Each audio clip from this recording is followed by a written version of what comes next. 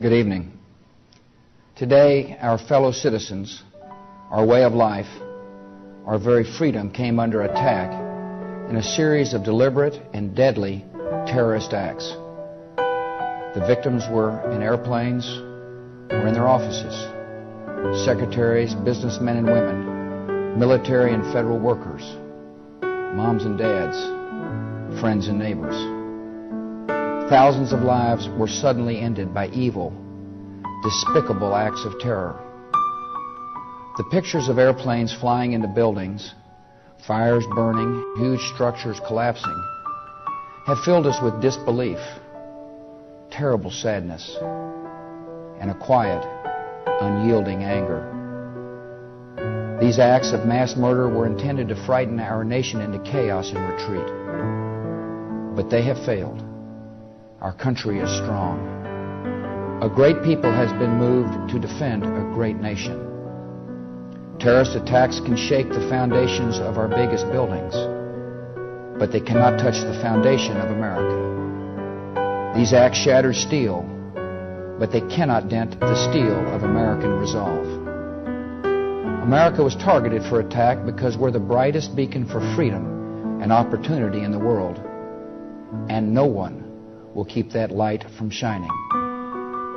Today our nation saw evil, the very worst of human nature, and we responded with the best of America, with the daring of our rescue workers, with the caring for strangers and neighbors who came to give blood and help in any way they could. Immediately following the first attack, I implemented our government's emergency response plans.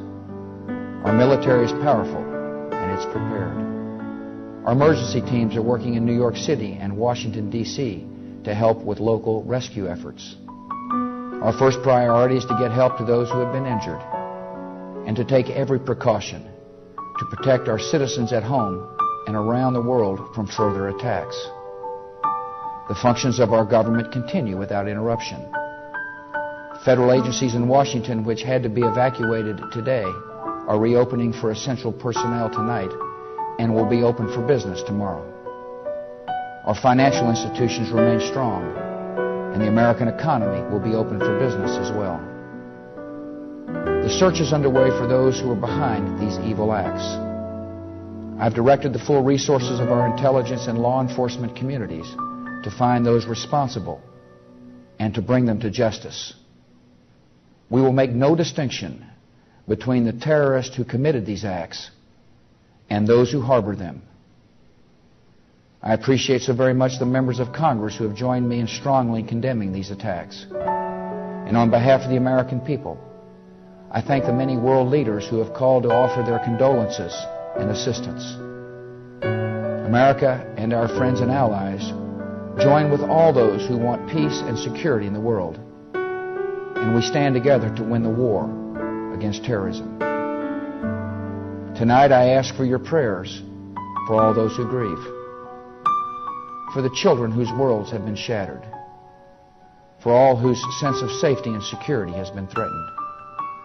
And I pray they will be comforted by a power greater than any of us, spoken through the ages in Psalm 23.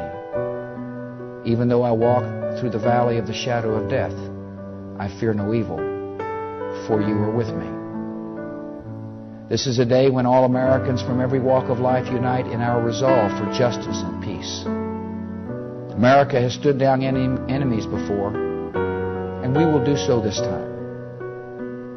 None of us will ever forget this day. Yet we go forward to defend freedom and all that is good and just in our world. Thank you. Good night, and God bless America.